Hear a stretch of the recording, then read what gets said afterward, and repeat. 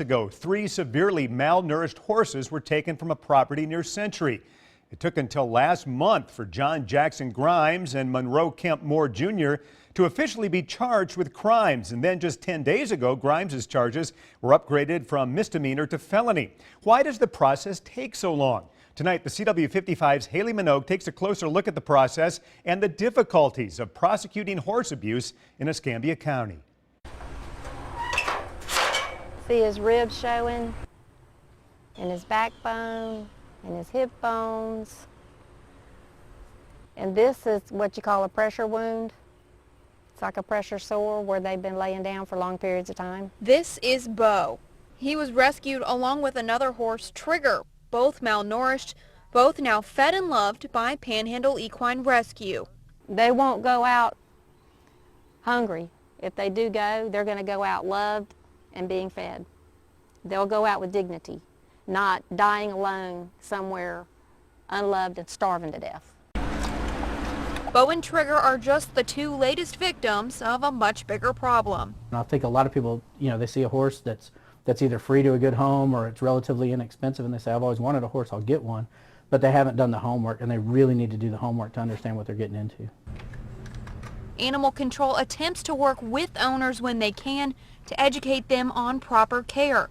But Robinson says some people are just bad people. The big difference now that we're seeing is that people go to jail for these crimes. That wasn't happening 6, 7, 8 years ago. It's just different now. People are prosecuted, they go to jail. Escambia County Sheriff's deputies recently rearrested John Jackson Grimes, a man accused of abusing 3 horses in Century. Originally a misdemeanor charge, now a felony charge of causing cruel death, pain, and suffering. The felony cruelty case is punishable by up to 5 years in the county jail and a $5,000 fine. Emerson said she sees about 10 cases of horse cruelty a year. But Emerson and Robinson explain there's a detailed process of reviewing paperwork and planning. Every case is unique, and with horse cruelty cases especially, there's a lot of factors that play into that.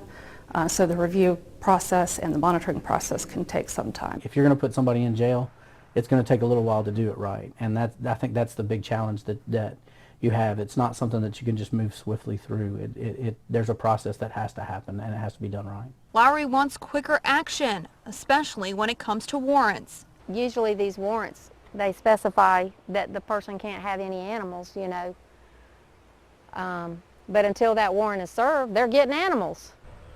The system is just bogged down. So that's costly for the taxpayers, to have to feed all these animals. Reporting in Escambia County, That's pretty pitiful. Hayley Minogue, the CW55 News at 9. Grimes is scheduled to be in court on November 30th. The 3 horses have been rehabilitated and placed with trainers.